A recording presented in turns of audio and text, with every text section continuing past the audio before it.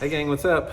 Welcome back here to another edition of Intuitive Angling, and man, I really appreciate you guys making some time to check the video out and spending some time with me today. Always grateful for that. Guys, today we're going to be talking about David Fritts' appearance on the Mercer podcast a couple days ago.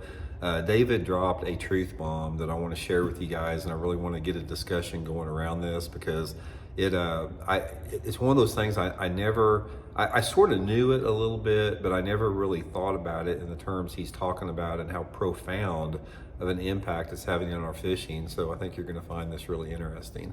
Also, guys, we got a couple quick housekeeping tips. We got Christmas coming up. If you're looking for a gift for somebody that likes to fish, one of the best things you can do is get them a Tackle Warehouse gift card, and I'll put my Tackle Warehouse gift card link in the description if you guys want to use that. It's a good way to support the channel. And also 50% off during the whole month of December on my Signature Series RB2 and RB3 series sunglasses. Makes for a great Christmas present, and I'll put all the links in the description, so much appreciated with that.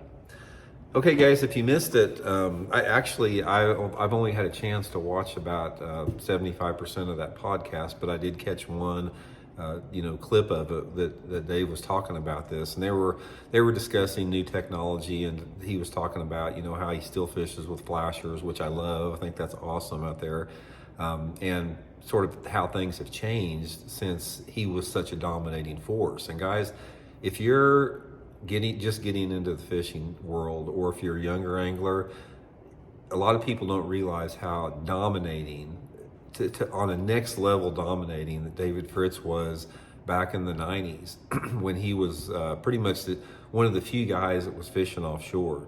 Excuse me. Everybody else was up on the bank fishing and fishing shallow, but David, he made his career. He won his classics and he won his tournaments, Angler of the Year, triangulating with a flasher fishing offshore. So he became a master of fishing offshore structure.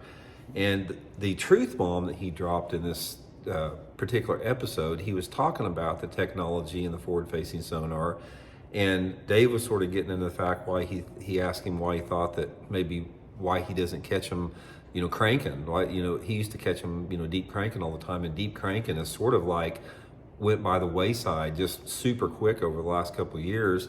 And David made a profound comment, and he said that is because those fish that used to live on structure, on drop-offs, rock piles, humps, ledges, that type of stuff, are not there anymore. They're gone.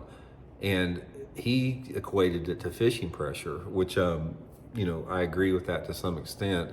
I want to add a little bit to that. But that statement he made, guys, there is not a more true statement to that. And I'll give you guys an example of what I'm talking about. I was fortunate enough to get on the offshore structure fishing on Grand Lake back in the early 1990s before anybody else did. And about every tournament that we had down there in the month of June, all the regional tournaments, the big regional tournaments, I either won the tournament or got second or third place every June, cranking offshore structure with the deep diving DD220 crankbait. I had no competition. I figured out how to do this, and I knew Grand Lake, and I knew all the subtle drops and all the key breaks and all the hard structure places out there. I found by accident. I found by idling forever with my flasher or with a paper map. And a lot of those places, like the best place I ever found on Grand Lake was I was running down the middle of the lake, and all of a sudden my depth finder, my flasher went just boop, just like that real quick. And I turned around and I found an old house foundation out in the middle of the lake that wasn't even on a map. And I was able to dominate doing that. But what happened is, as soon as technology advanced and GPS mapping came out, everybody knew those places. Once GPS came out, guys, within the next year or 18 months, every one of my offshore structure places that I'd found that took me years and years to found, they were done. People found them immediately. That spot that I talked about that my depth finder went up and down like that, I saw boats sitting on it. I'd never ever seen any boats on it prior to GPS. And so David's theory was the fact that the fishing pressure, people got so good with GPS mapping, finding these hard structure places that the fish moved off them, and that's why the open water live scopers dominate now. I think there's an element of truth to that. I do believe that, but in my opinion, I'll add to that is I just don't think there's as many fish out there anymore. Those same places those hard structure places that I fished on Grand Lake and used to catch 20-pound bags every single time I went out there in June, you can't get a bite on them now. I can go out there all June and never catch a fish, and if I do, maybe it's a 2-pounder or something like that. Like I said, I think it's a combination of the fishing pressure. Those places have just got the fish continuously plucked off of them, and the fact that there's just not as many bass in the lake, because of all the delayed mortality in tournaments and people flaying them out, just more pressure with that. But anyway, it's sort of sad, when he said that, it's like that was really sort of a passing of an era, that the days of the hard structure fishing were David Fritts and all those guys like David Wright and Gerald Beck and Jeff Coble and all those, gurus from like North Carolina that figured out how to crank that hard offshore structure.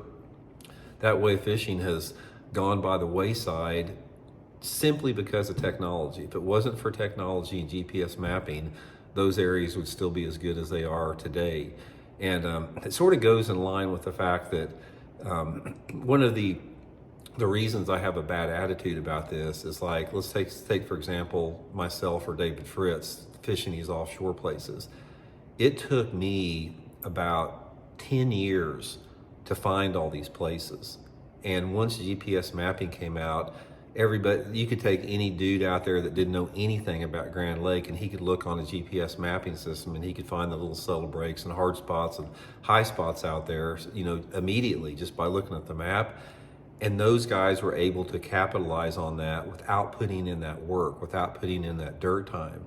The thousands of hours that David Fritts spent triangulating offshore areas where he could line up perfect on creek channel intersections and make his precise cast based upon his triangulation, all that hard work is gone. It's like some guy that has never even seen Kentucky Lake can find the places in 30 minutes of looking at his GPS that it took David Fritts decades to find out there. So from that standpoint of it, I don't like the fact that it has diminished it has diminished the hard work and dirt time and time on the water that it took to locate those places simply through technology. But anyway, guys, it's worth a watch. Check it out on Mercer's podcast. David Fritts on there.